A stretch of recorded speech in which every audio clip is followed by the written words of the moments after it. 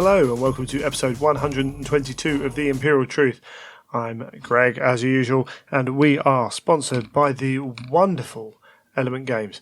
So if you want to buy any of the latest plastic crack from GW, you can head over via our link to support us, and you will get your brand new pre-order stuff at 25% off, and you will also usually get it on the Saturday that you deliver it. That's in the UK for certainly. On the Saturday of release, because that's the way, it's down to Royal Mail, but they're very quick at getting stuff out. And you've got all kinds of stuff you can order. It's not just plastic crack, it's paints, it's everything else as well, paint brushes, other game systems. Element doing some good things. And of course, if you are looking for events, they do run events up at the Northwest Gaming Centre as well at Element Games, so you can head up there. But one thing I do occasionally get is, I did order but I forgot to use your link. And I've done this myself on maybe more than one occasion, was where I've ordered and gone, I didn't put the link in, didn't go through the advert on the website.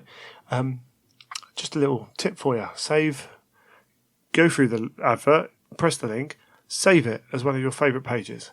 That way, whenever you go to Element, you can do it that way, and you will always hit that link. But a major thank you for anyone who does that. Really appreciate the support. And as I say that, also really appreciate the support on Patreon. The Patreon pays the bills, along with any Element stuff that comes in. Running the shows is the way I do them has a cost, and running the website as well. With my limited experience and ability, I prefer to pay those costs to make sure everything works roughly how it should do, and it allows me to kind of keep up to date, purchasing little bits needed for the show as well. So a major thank you to all the Patreons. If you are interested, head on over to Patreon or use the link in the show notes. Look for Greg Dan or The Imperial Truth. It'll be on there somewhere. You can find out, and you can support the show if you wish. Never forgetting, though, those who support the show by telling their friends about it. One thing, I'm going to put a call out there, a call to action, if you will. So the sound quality went down. We all know that. It happened. Let's not talk about it anymore. My mic was, I had to do stuff I didn't have the skills to do. It's a sad thing when your more expensive mic is no good for you. But we might have lost listeners during that point, and you know what? I don't blame them. That's fair enough. That's up to them. Just reach out to some of those people that you may know who stopped listening and tell them the sound's been sorted. If you think this is good enough now to put out there, then let people know, because it's something I certainly do, but I know a lot of people don't do. Every now and then I'll go back and give that show a second chance, because I'm with you. I don't necessarily enjoy poor sound quality.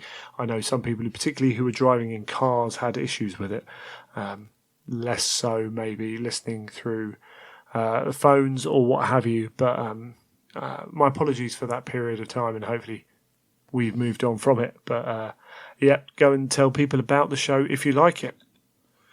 In terms of releases, well, we've had, due to the delay in recording this episode, we have actually got the Dark Angels Legion Praetor out. Now, this guy is absolutely fantastic. Talked a little bit about it after Warhammer Fest.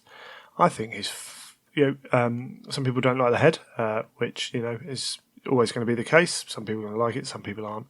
But if you click on the image, you get the helmeted option as well, with a rather cool winged helm, which I think's pretty cool. It's got the full-on medieval knight aesthetic, but it's got movement in it, not overly so.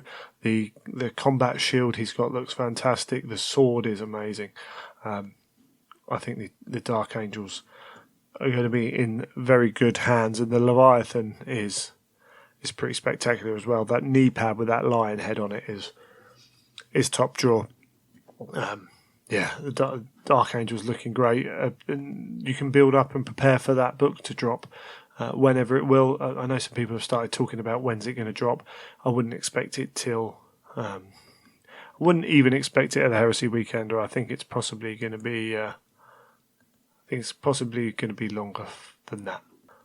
Plenty of stuff that they need to work on. And I know they've talked about getting stuff ready, but we'll see. But don't hold your breath on that one. I think it will be somewhere into Q2 next year, maybe even a little bit later. But that's my uneducated guess, if you will.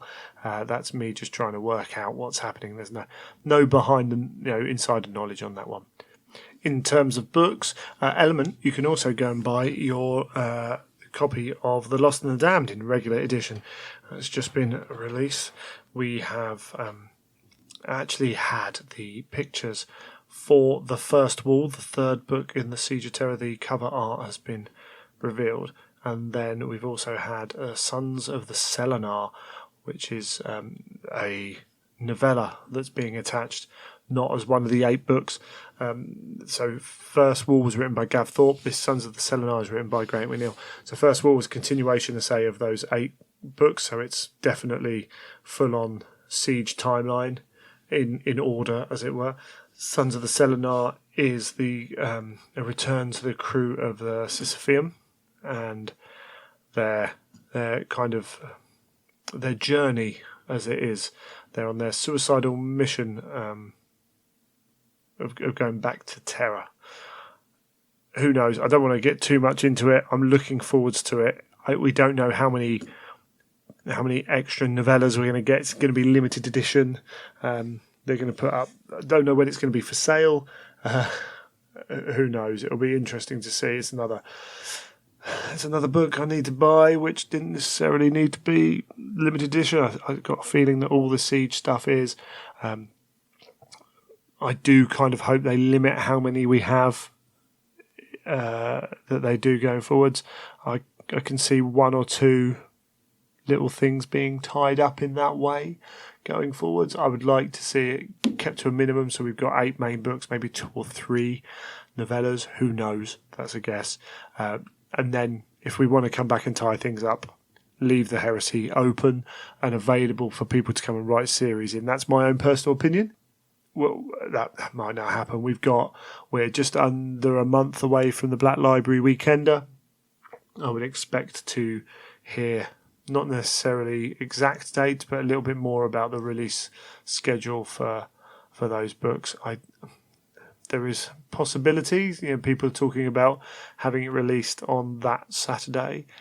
It'd be interesting if they do. They'd have to have copies there, I think, which I don't know how that would work. Otherwise, at 10 o'clock, you're going to have some of your most loyal purchasers are going to be sat in a hall on their phone ordering the book. So I think if they're sensible, they release it either the week before or the week after, and move it away from that, because again, you can't. People are going to moan if it's available to actually read there first, which whatever. Frankly, maybe Sons of the Selenar comes out at that point. Who knows? And just as a reminder, for those who are into the books, the Primarch's novels have kind of been delayed a little bit whilst the siege is going on. We're not going to get any more this year. They are progressing. I think there are 3 being written at the moment. Again, that's part rumour, at least part rumour, maybe full rumour. So, don't hold your breath for another Primarch's novels, but they are moving on with them. The siege is taking up their time, and quite rightly. That's a sensible move. We've got the book about Valdor coming out, which we can only presume is a Primarch's novel. So, or maybe it isn't. Maybe it's part of the siege. Who knows? Who knows exactly what they're doing with it? Was it Primarch's? I can't even remember. But we've got books that we know are coming. So we're going to know more. We should know more in a month. We've had the list of names put out for the Black Library Weekender. There's a lot of names on that list. We're no Aaron, but Dan's going to be there whole weekend. And we've got a lot of people there for one day as well, which is interesting. And I believe it's to do with the way the budget works now for Black Library, from little bits I've heard. So it's sensible in many ways if they're doing that for those reasons. There's a lot of authors coming. It obviously costs a lot of money, and I don't know how many tickets they sold last year. I don't know how many tickets they sold this year. Be interesting to to know roughly how many people are there, because I don't think it sold out last year. But fingers crossed I can actually make it to this one and have a good old time. We'll be running up on the Friday and doing the usual thing of jumping into Warhammer World first. We're doing Blood and Glory the week before, so it's going to be a busy couple of weeks again. Never seems to stop at the moment, but it could be a lot worse, couldn't it? So yes. In terms of my own hobby, what I've been up to has been very little since Company of Legends. I did a lot. My wife was doing she was in an amateur dramatics play locally the week before Company of Legends, and so she finished that, and that was 2 evenings of her week freed up, and some other time as well. She was pretty busy for that whole period, and then she stopped doing that, freed some time up, and then I had to paint loads of stuff to get finished for Company of Legends. So this last week I've taken a bit of time off and made sure I spent more time with her going through it. But I need to jump in and do some painting. I've got lots of projects, got my demons. I'm just waiting for the final 2 or 3 to be fixed up. But once that happens, I want to get them primed before the weather turns like the next kind of... In fact, I should have done it today. But over the next week, while we've got some surprisingly good weather, I need to get the varnish on the models, because they're resin. I'm not going to spray them. I'm not going to wash them. We put them together. They're going to get varnished, so I can then undercoat them. But obviously, the better the weather for that, the better. So I want to try and get that done and get on with getting the airbrush out, fingers crossed, and painting some demons. But it's becoming harder locally to get games in. A few of our guys have sold on their heresy, breaking down their collections. So I think I've got 1 or 2 people who come to the club who still play. They don't come necessarily regularly. It's one of those things you have to get really booked in. I might have to start looking at the Eastbourne club and seeing if any of the guys still down there play, or maybe travelling a little bit. I've been looking at trying to getting 1 or 2 of the one-day events, but there's one on at Bromley, but I think it's on a day I'm working, so it's a bit of a shame. I think, again, this is a subject moving forwards I'm going to have a little discussion about. I think the state of heresy and how we as a community go about things, because I think it's getting a little bit harder to get games in. Not just on a personal level, but I think elsewhere as well. I think there are various reasons for that. There are certainly places where it's an absolute hotbed. Obviously, at the moment, I live in a place which is not... population density is okay, but I don't live anywhere near a city. I don't live anywhere near any major towns. So, and like a lot of people do, and the more people around you, the more chance you got to play. That's a simple equation, isn't it?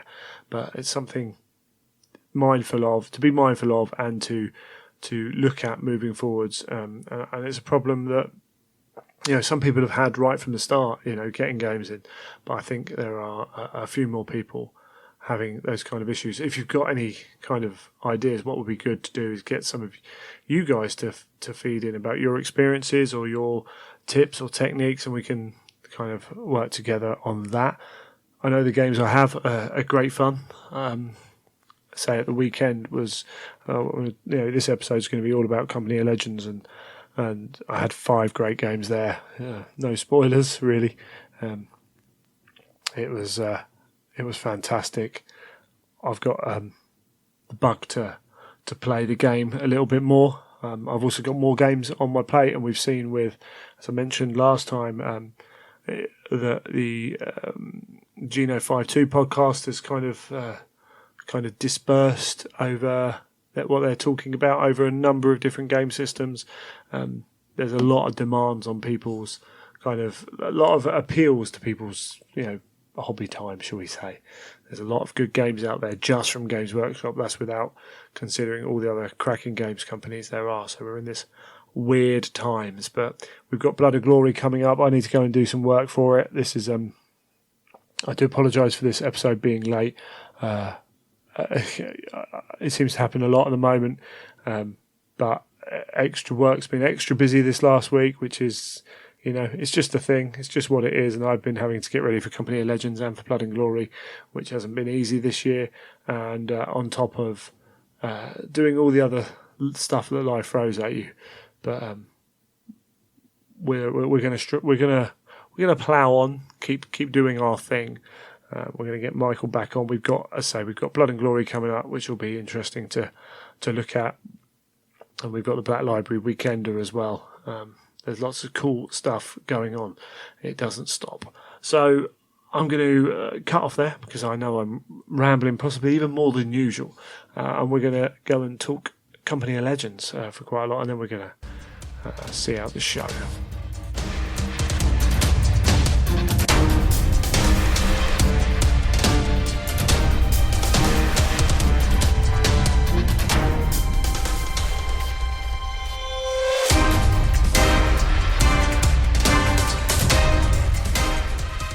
Well, it's been about a week since Company of Legends, but I'm going to go through the games I had there and run down kind of how the event went. First off, I should probably start with my list. So I took along Talons of the Emperor with some Mechanicum allies, and this was essentially the reason I took this was because I wanted to do some Talons, obviously. I wanted some sisters in an army last year. At Adepticon, I was trying to think of a way to take an army over that wouldn't get damaged in transit, and the easiest way to do that is to take an infantry army, and therefore I was looking at what I had. Mechanicum they've got a lot of models with a lot of bits that stick out of them, so they can get damaged in transit quite easily. Talons can be quite good infantry-wise, your custodial units are quite good, and I've got a lot of sisters models and bulk order load as well, and I don't see many sisters models out there either, so I thought that could be quite fun to take them. Now that never worked for Adepticon, was never going to happen in time. It almost didn't work for Company of Legends. I did a fair bit of painting in the weeks building up and just about got everything ready to take up. I did plan for 2 lists. My second list had no chance of being ready. But I set the target, if I'd got some of it done, I would have got some of it done. That would have been brilliant. But I had this one list, which was going to be my backup default to take. Now, one thing to note about Company of Legends is they have these marked lists. So the top 4 or 5 of the traitors and 4 or 5 of the loyalists will be armies. This year, armies chosen by the guys who run Company of Legends and a third party as well. They rated the lists against a control list that they'd written, and the highest scoring ones were put on this list, the naughty list they call it, for a bit of fun. And essentially those armies are known about where when we get to the matchup phase, people can call them out. So I know that I can avoid say someone brings an armored company list and there's a lot of tough stuff in it, or plenty of knights, then I know that I can probably avoid playing some of those lists, which I would struggle to deal with an all infantry list that I've got here. So there's an element of that in list building. They also are willing to put special rules into play to play around with lists as well. So if there's a real imbalance or just an issue in styles, then they can have a bit of control over how, just not necessarily balancing the games, but certainly making them more engaging. So on that note, I've taken a Talons of the Emperor list with some Mechanicum allies. And those Mechanicum allies are partly there because I didn't necessarily have all the units. So this list also was, it was planned knowing that I wouldn't be able to get everything painted, and there was just a little bit of anti-tank support that I could bring in from the Mechanicum as well. So starting with the Talons, we've got in HQ slot Janisha Kroll as my warlord.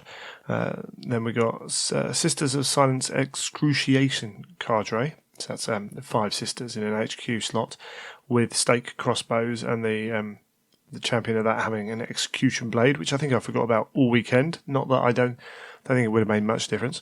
And then I had a Legio Custodes Shield Captain with the Tribune upgrade, Solarite Power Gauntlet, Aria Strikes, Presidium Shield, and Digital Lasers. In the Elites, we had an Oblivion Knight Cadre, 7 of.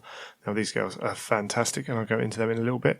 I had, in Troops, we had a 10-girl Prosecutor Cadre unit, so that's bolt guns. We had another unit of 7 of those, and then we had 10 Vigilators, so they got swords, execution blades. Then we had 4 Custodian Guard, and they've got they had a Vexilla in that squad, and then 4 Sentinel Guard, and they had 2 Solarite Power Gauntlets in that squad. We had a fast attack of 2 Venatari squads, one with 2 shields and 1 lance, and the other one with 1 lance and 2 shields. And then we have in the heavy support a Telemon heavy dreadnought with the Arachnus Storm Cannon, because that's the gun I've got on it, and 2 Seeker Cadres with grenade launchers, just 5 girls in those. And then in the Mechanicum Allied detachment, we had a Magus Dominus, because it's cheap, with the conversion beamer. And this is where I tried to make up some of the, in the top part of the squad, I haven't got a huge amount of anti-tank, like the Telemon can do it, and then the rest is combat, really. So, yeah, the Magus Dominus has got a conversion beamer. I've got 18 Adsecularis Covenant. They're just wounds for the Magus Dominus, really. Then I had 3 Thalax, one with a multi-melter. And then in the heavy support, I had a Krios Venator. So you can see there with the multi-melter, the Venator, and the conversion beamer, there's some opportunity to deal some damage to some armour. Moving forwards with time and money, that Mechanicum squad, allied detachment would come out, and I'd hopefully fit some tanks in or some jet bikes, something like that, which can have potential to hurt some armour at range. But, quite happy that I know Janisha Kroll gives my Warlord trait that D3 units gain the Scout ability at the start of the turn, and all my sisters can infiltrate. So knowing that I can be up the board, I can be putting pressure on early, I could cause some trouble. I know that strength 10 blast weapons, so Vindicators and that, are going to cause problems, because as soon as you fail one save on your Custodes, that's a dead Custodes, and even a Vindicator is going to hit at least 2 with the size of its template. Knight's going to be a problem. There was one of the lists there had, I think it was 3 Vindicators and a Typhon. I don't want to play that. Simple as that. And then another list had 3 Knights in allied detachment and a Typhon as well. So definitely want to avoid some of that. But the rest of it, there were some pretty tough lists, and I was fairly unsure on some of them as to how well we'd do. But we'll jump into the games. I'll probably go into the organisation a little bit. I'll describe a little bit as we go through the games, but I'll come back to it a little bit later on. One thing they did try at this event was some different scenarios, and that's something I know that a fair few people now are looking at, mixing up those scenarios, trying to find some that are engaging, different, but also balanced. And that's not easy to do. It doesn't have to be perfectly balanced, but even in the narrative, you want to know that you've got a chance. So the first mission we played, it was called The Hidden Blade. I think this is from a black book.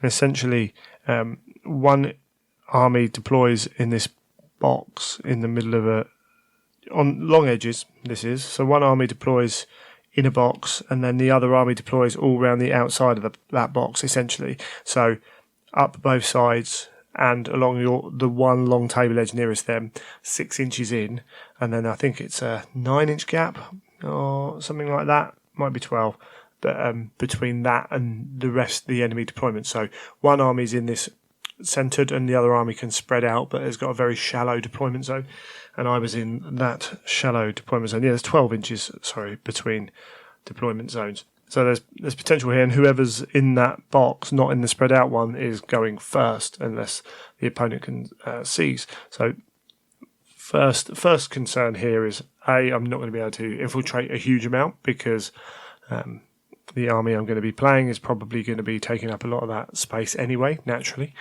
But also, with 12 inches deployed between deployment zones, and only 6 inches of deployment zone for myself. Like, screening stuff's going to be majorly hard. And where I'm talking about screening, I'm talking about, charges first turn. So I want to control where my custodies go in. I want to control a little bit of where, particularly some of my Sisters of Silence, my elite squad, where that goes in, because I just don't want the wrong squads charging it and taking me off. If a dreadnought charges them, they're in trouble. At this point, I should probably talk about my opponent's army. So I was playing John Dermondy with his Tagmata Omnisire, and this was one of a number of Mechanicum unit armies that had Arachnis Scoria as its leader. So we had Scoria, we had 2 individual Darkfire Lance Caslaxes, we had 6 Thalax with 1 Thoton Thruster, 5 Thalax with 1 Multi-Melter, 5 Thalax with 1 Phase Plasma Fusel. And fast attack, we had a Vorax and a Vorax. And then the Homunculus, which is Scoria's own Domitar. And then we had in heavy support a Macro Carried Explorator with all the usual jazz on that. We had a Questoris Knight Armiger Talon. So this is 3 Armigers with autocannons, Armiger autocannons, and combat weapons, I believe. And then we had a Lord of War. We had a Indentured Knight Errant. So immediately it's like, oh, if that Knight Errant gets going, then it could cause problems. And with only 12 inches between deployment zones, that Knight Errant didn't even have to be right up on that edge to be able to charge me first turn. So, yeah, I kind of gave it some space. I left some sisters there in front of that Knight Errant, knowing that they're going to die, but maybe I can just stop him running past them. So he has to focus fire on them, and they can bite the bullet whilst I try and deal with the other stuff. And it's a tough list. This is the Thalax are all toughness 5, the Vorax are toughness 6, the Caslax are toughness 7. The Macro Carried is armor 14. It's got Flare Shield. We got the Knight itself with its shield. The Knight Armigers hadn't really fought before.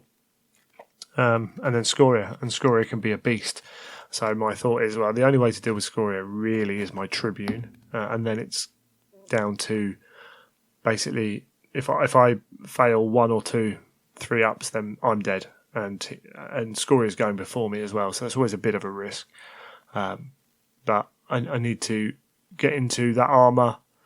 The Telemon's there that can do a little bit, but essentially there's a lot of hoping combat does it. And I deployed, and the one thing Kroll can do as well, the other thing she can do, she can re-roll the seize the initiative roll.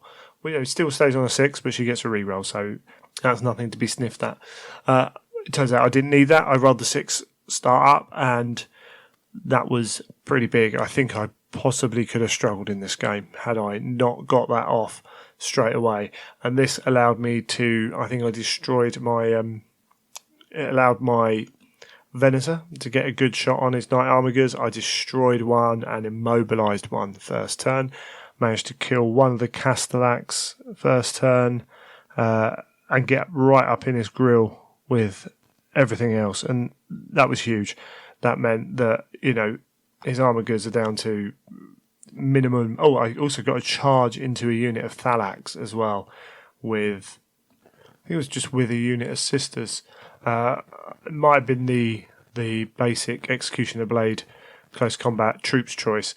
But what this all meant was so on his first turn, yes, his Knight, I couldn't charge his Knight. That was still going to cause some problems. I didn't shoot it or anything. But then Scoria had to come out of the Macro Carried and try and do something. The Macro Carried itself was pretty unharmed. I think I might have done a whole point to it. One Castellax was alive, roaming around. One unit of Thalax was tied up, and I think he had the other 2 off the table. The Domitar was still alive, but it meant that Domitar had to come over to try and deal with the Sisters. And I had right on one of his flanks, I had my my spear wielding Custodes with my Tribune in facing off near Scoria. So he decided that Scoria was going to go and deal with that. And I took a bit of damage. Scoria came in on that turn. I lost a few models, but I'd quite drastically reduced the shooting. The knight came in and didn't do a huge amount, if I remember correctly, and it left Scoria and the Tribune just did nothing to each other. I lost a few models. Say the Domitar came in on some sisters. The sisters are fearless, which is such a fantastic rule. It means they sit in there, and I'm holding up 5 Thalax and a Domitar with those, and allowed me on turn 2 to charge my Custodes, the unit with the 2 Solarite power gauntlets into the knight. And in that turn, I think they blew it up straight away. Some big hits in there, being Strength 10, AP 1, Master Crafted. Means you don't need much of a good dice roll to really cause some pain. So the knight died and didn't take anything out with it. The Castellax was just getting shot to bits. The Vorax came on. I think they came on and destroyed the Venator, but toughness 6 is great, but they've got no real save. So Telemon at them can really do some damage. If the Telemon was like, I can't even remember, but generally I had at that point the ability to do some damage to them. And the big thing here was whether Scoria could do the deed. And the one great thing about the Tribune now is he's not as full on as he used to be. He's got a 3-up save, he can't re-roll it. So yeah, you've got to make sure you take them. But with the shield, he's -1 to hit. And Scoria has a limited amount of attacks. If he gets one through, he's doing a lot of damage. But the ability to make it difficult for Scoria to hit meant I think he only got 3 hits on me, maybe 4 hits on me, all the 4 rounds or whatever we were fighting for, 4 or 5 rounds. And that includes the Machinator array that he's got, or the Abeyance extra attacks, whichever ones it were. So I didn't fail a single 3-up, and eventually the Tribune took Scoria down. Meanwhile, on the other side, the sisters, I just piled more sisters into the Domitar and the Thalax, and eventually the Talons went into them as well. And Janisha Kroll doing her thing, and she's got some really cool rules and can be amazing. Any 5s or 6s to hit, those hits are resolved as if they've got the instant death special rule, which is fantastic. But she's still only strength 3, so strength 5 with the blade is not bad, but it can be. There were some games she didn't do anything for like 4 turns, and then all of a sudden she killed a few things. Obviously, against Mechanicum, instant death can be extremely good. So I think there were a couple of turns where eventually it was like, yep, take those 1-2 models off rather than here's 1 or 2 wounds. I won this game fairly comfortably in the end. I think it ended up being like 9-0 or something like that. But I honestly get the feeling that had I not seized the initiative, I would have been under a lot of pressure. The macro carrier does a lot of damage with its IRAD weapons. Anything AP3, anything of arm 3-up, it kind of destroys. It's really good. And I didn't have, once like the Telemon gets hurt, the Venator gets hurt, I'm struggling. Then it has to be damage done in combat. And Scoria was holding up my Tribune, who eventually I think went and got it in the end. But yeah, after turn 2, it was never really in doubt at that point. But I say that's because mainly of seizing the initiative, I think. But it was a cracking game, a really good game against John. Never met him before. It was fantastic, and chalked up one against Scoria, which was, again, it's one of those things. Had Scoria killed that Tribune straight away, he would have made mincemeat of the rest of that squad, and then would have been pushing up, killing everything else. So there's this game can be swingy like that, and that's fine. That's part of the dice. It's not necessarily a bad thing. Sometimes you've got to put your models into those situations where you know that a little bit of luck either way can be a big difference on the rest of the game. In game 2, I played a guy called Alex. I'm trying to remember Alex's surname. Alex George, that's the one with his Night Lords. And this mission, there were numerous objectives that could be moved like the relic, so you could stand on them and you could pick them up and then move them. And they were worth points if they were in your own deployment zone.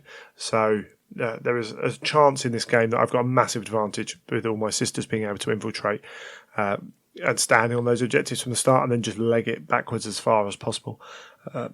So we looked at that, And Alex was talking initially, before we read the mission, Alex was talking about using his second list, which was a terror assault, rite of war, so everything's coming down.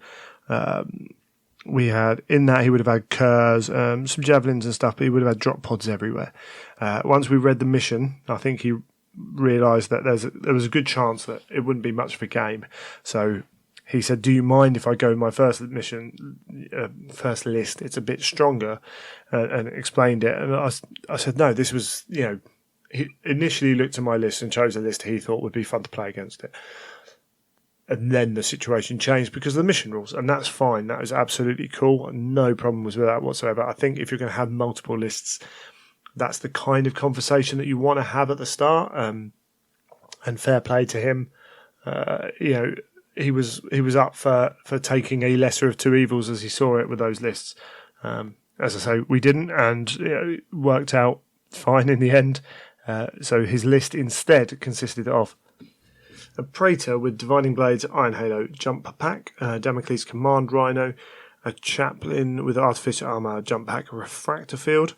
He had an Apothecary with a Jump Pack and Chain Glaive, a Contemptor Mortis with Twin Link Las Cannons, Contemptor Dreadnought Talon of 2 Dreadnoughts with Chain Fist Melt Guns and Assault Cannons, Carriers Assault Cannons. In troops, an Assault Squad of 20 models with some Power Axes and Power Fist and stuff, and you can imagine where his Praetor, Chaplain and Apothecary went. And then we had 2 tactical squads in Rhinos. We had a Javelin and then a squad of 2 Javelins with multi-melters and 2 hunter killer missiles each. We had a Primaris Lightning Strike Fighter with the usual stuff, and 2 Sicarans and a Whirlwind Scorpius. Now, going from a drop pod list to this looked scary for my army. You've got, first turn, things I'm worried about. Sicarans are going to destroy my vehicles straight away and then cause problems for troops. Whirlwind Scorpius is going to cause problems for troops straight away. Primaris, if anything's left on when the Primaris comes on, it's going to kill me.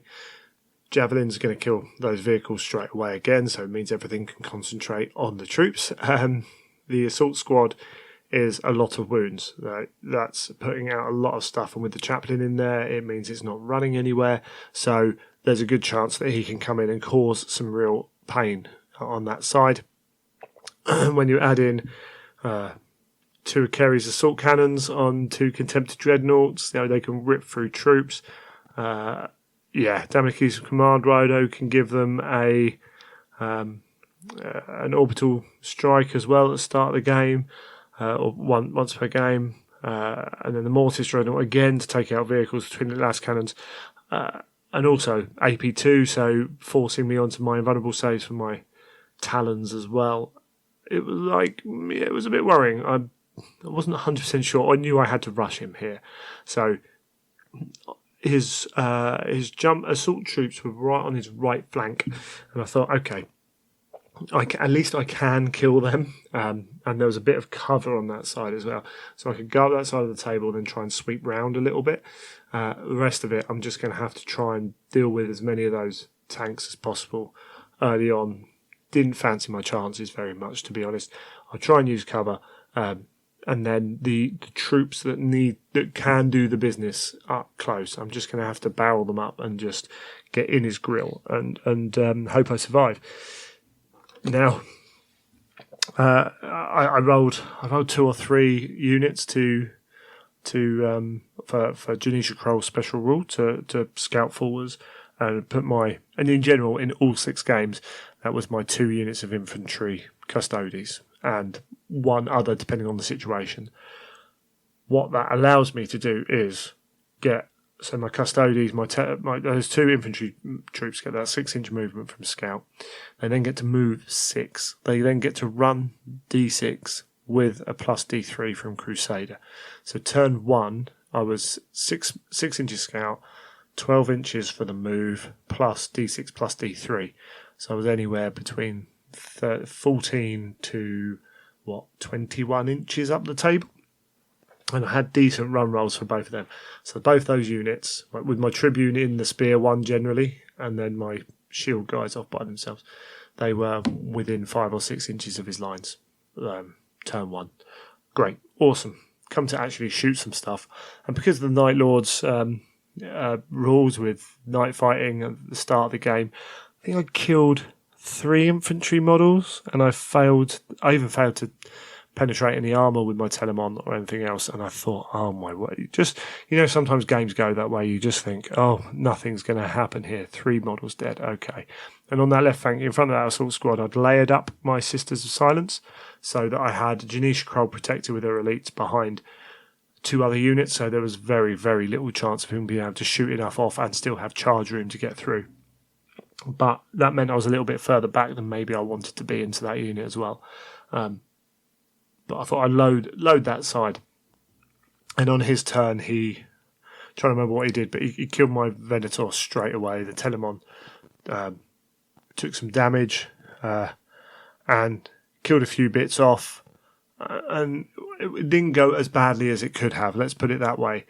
Then his 2 Contempted Dreadnoughts charged into my shield-bearing Custodes and did no damage whatsoever. I thought, oh, okay, I've got the chance now, because again, they're strength 10, they're killing whole models. That can be really bad. And at that point, the game I started to get into him. So he killed one of the screening units of Sister Silence in combat and ran back. His Praetor's a bit of a beast and everything else. And I went in, and this is where I think actually my Tribune failed his charge because I separated him from the unit to try and kill the Whirlwind, whilst my actual spear dudes went into the Arcus to try and kill that. But what happened was I killed the Arcus. I destroyed one of the Contemptors in combat with my shield dudes, and the big one was I got 2 or 3 units into. I think it was 2 units into his big jump pack unit. And this allowed me to pin his Praetor in place with 1 squad. So his Praetor was in base contact with 1 squad. Janisha Kroll's unit was into the main squad itself. So he couldn't target attacks against Janisha Kroll's unit with his Praetor. And Alex said he'd had bad experiences with Janisha Kroll in his Praetor, and his Praetor never survives 1 round. So he wasn't going to accept a challenge with her. What is beautiful about Janisha is she got all those rules. She's also got precision strikes. So any precision strike she makes is obviously a 6. So that means that she benefits from her execution rule, which means it's resolved at instant death. It didn't happen first turn, but second turn I managed to kill the chaplain. The second round of combat, kill the chaplain out of that unit. And it was also a turn where that unit of those elite troops I have who've also got the 5s or 6s to hit AP2 instant death. They're causing a lot of AP2, causing a lot of damage into that squad and eventually breaking them. Because the beauty of those squads is I charge knowing I'm not going to run away unless he kills all of them, but I can actually deal a lot of damage. Yes, his Praetor got a little bit unlucky as well. And on the other side of that unit as well, you've got I don't know if you know this about the elites have got these. I can't remember what the cloaks are called, but essentially it gives them a 4-up invulnerable, 3-up against blast and template weapons. And yeah, that can be pretty good. You only need a little bit of luck on that, and you're not losing many sisters. I broke that flank in the end and pushed them into space around the side and kept Janisha safe because she was too far away from anything else. The Contemptors eventually through the game did kill those Custodes, but it was 1 Contemptor. I think he had one whole point left and no gun. I think he just had a fist left, so that's fine. That's cool. Job done for them. Held them up. My Tribune was killing, after that second turn, was just killing a tank a turn, and the Custodes eventually got barreled in. Oh, that's right. They barreled into the las cannon dreadnought and just held it up for turn after turn after turn. Whilst on the other side of things, my Venatari, who again they were 1 unit helped over with the jump pack squad, the other one went hunting the javelins because their guns are strength 7. Fantastic, such an underrated unit. They're not as survivable as your other Custodes units, but they move 12 and they shoot with strength 7 guns. Not a huge amount of shots, but can be pretty good. And sisters as well with crack grenades, with the grenade launchers firing crack grenades and stuff like that. And eventually I won that game, and it was again, it was a decent win. The having the ability to push 2 units of custodies straight up the table means that armies generally can't swamp round them and ignore them. They have to engage them, which slows things up. So I got all my objectives safely and grabbed and started pulling his objectives back. But it was a fantastic game. There was some bad luck and then some good luck, and it all generally kind of worked itself out. But yeah, again, one of those ones where definitely going first was a big deal. Had I gone second in that, the Primaris Lightning coming on, I think the Lightning came on and shot my Telemon and did nothing to it, just made every single 4-up save.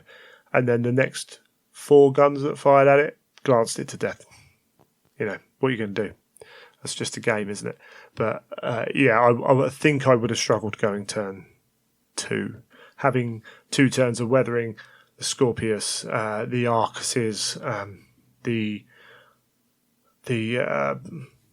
Carey's assault cannons, getting that Primaris on a turn earlier, that it would have been hard work. I would have been left with a lot of sisters who wouldn't have been able to carry that load for me moving forwards. But it was a cracking game against Alex. I think I put this as my favourite game of the weekend, actually. Really enjoyed it, and it was all played in the right spirit. We were egging each other on and laughing and jeering with each roll equally, whoever was rolling kind of thing. So, it was absolutely fantastic. And then in the third game, I got to play Mark Frost and his demon army, and this was in Tide of Carnage. So this is a mission where the centre of the lines, I'm trying to remember exactly, and we're using a 40k deployment zone thing. So this is the outside edges. So you deploy off a long table edge. The short table edges, your deployment zone is 6 inches in, but the centre of your deployment zone is 9 inches from the centre of the table. So it's an angled deployment zone. But again, you can be 18 inches away from one of your enemy models. So that's quite close. And Mark was playing a Demons of the Ruinstorm army, which was really cool. It was it's one of those games I wanted to play. In theory, Sisters of Silence are going to be quite good against demons because they get all their rules. He was also playing Maddening Swarm, so this is essentially the Zinch-esque one, so there's a lot of psychic powers. So again, Sisters have a bit of an advantage there. His list consisted of a Ruinstorm Demon Lord, so this is a flying monstrous creature with 4 levels of sorcery, 3-up armor save, and some shooting. He had a Demon Chosen with a couple of levels of sorcery, 3 brutes, 20 possessed legionaries, and then he had 5 units of 16 models demons, lesser demons, and they all having psychic powers.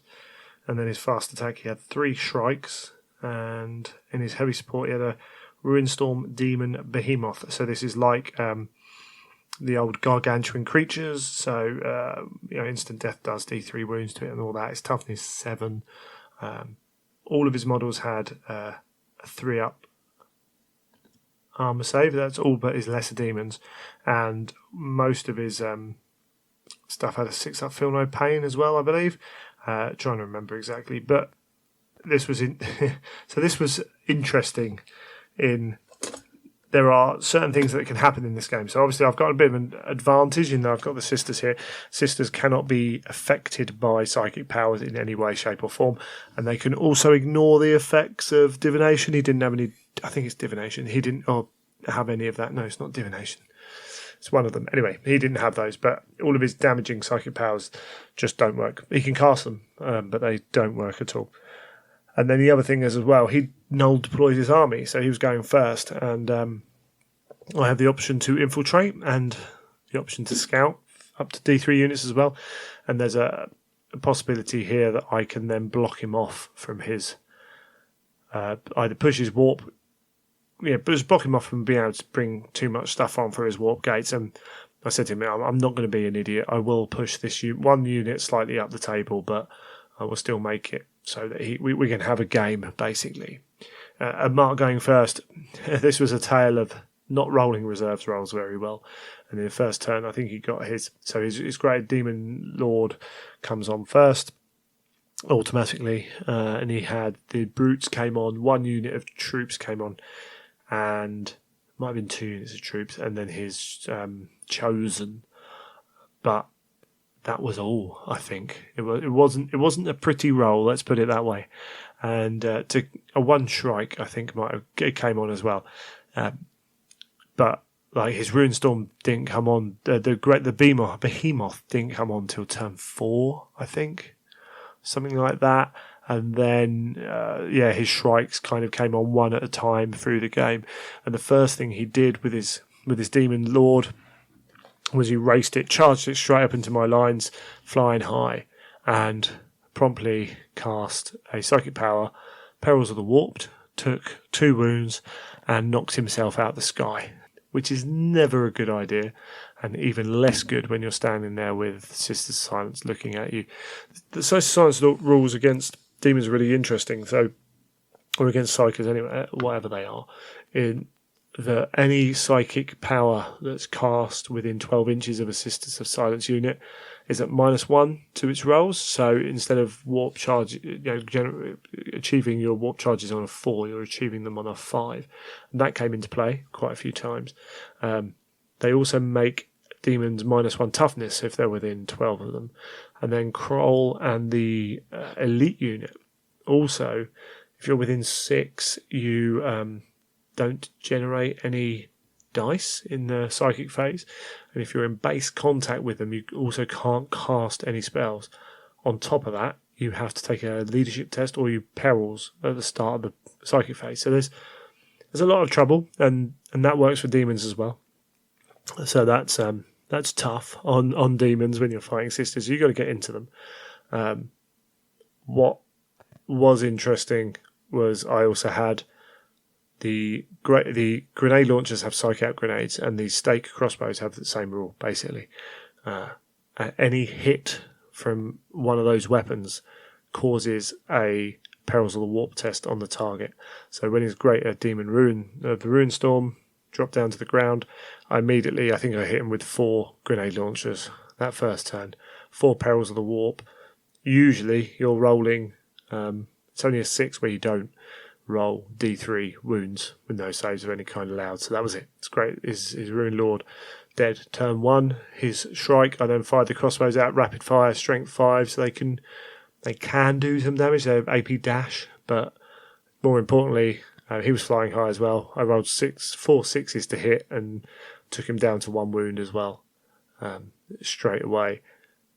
What this game was a real, like the 16 model units, 32 wounds in those models are tough to get through, really tough, even making them -1 toughness. So with the demon rules, they're starting at toughness 5 for the first 2 turns, then 4, then 3. Even being 4-3-2, it's sisters are strength 5. Bolt guns are strength 3, strength 5 with the great weapons, the swords. Bolt guns at strength 4. They have 5 up invulnerable save for the demons, re-rolling it when they're within 6 inches of their portholes, whatever they're called, the warp rifts. And he had feel no pain on a lot of demons as well. So it was 5 up, 5 up. It might have only been a 6 up to ignore. I can't remember. But it was a lot of dice. It was a lot to get through. What it meant was I could do it, and by turn 3 or 4, I was getting instant death for some of my weapons, so that can make a difference. Certainly turn 5, when he's toughness 2, all my sisters with swords were causing instant death. In fact, all my talons, no matter what, were causing instant death, even without the fists. There was the bolt guns are causing instant death once they're down to toughness 2. That speed things up a little bit, but that's quite late in the game, and you're in combat by then as well, so a lot of the time. And they don't break. So it's 32 wounds. You've got to cause the wound.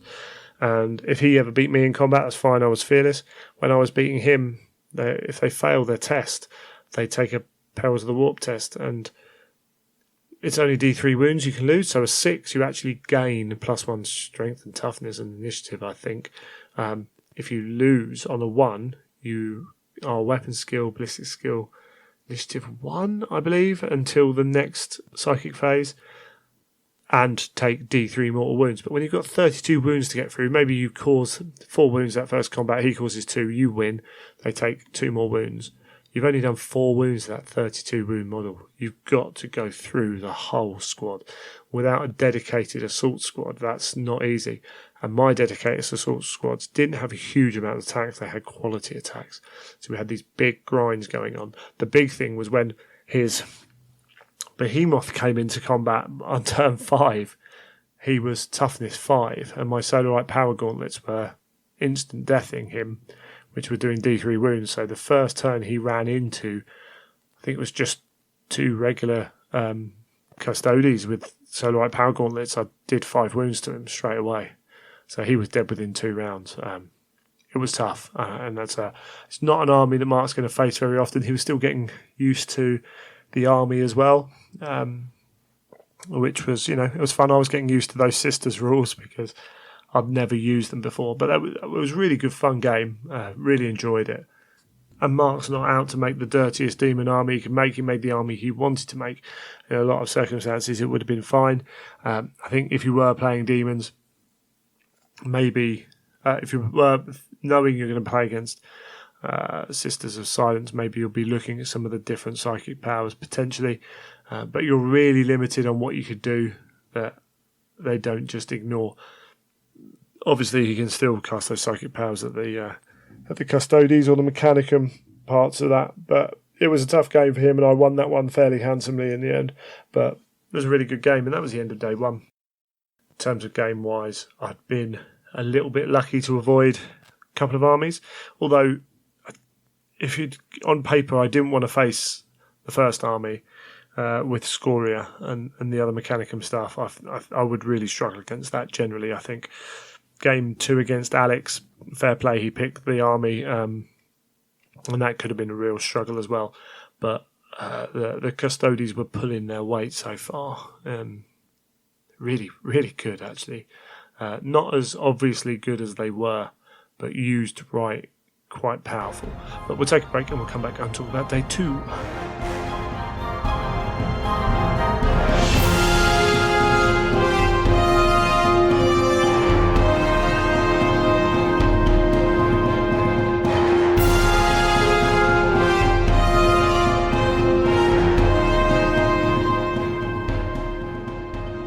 This is future Greg coming in to make a comment on past Greg's terrible, terrible errors. Not only is this episode late, but I managed to record over the second half of Company of Legends. Bearing in mind how late this episode is and the stuff I've got going on this week, I've decided to put it out just with the first half, and I will endeavour to try and re-record the second half of the show and try and remember what I said for that. Please forgive me. It was only in putting the show together in editing that I realised that file was not as long as it should be, and it was, as always, this has happened 2 or 3 times in 122 episodes. It's soul destroying. Thankfully, it wasn't the whole interview like it was last time. It was just myself talking about 2 games and wrapping up the event coverage. As I say, I will put it on to next episode. Many thanks. And we'll jump straight to the outro.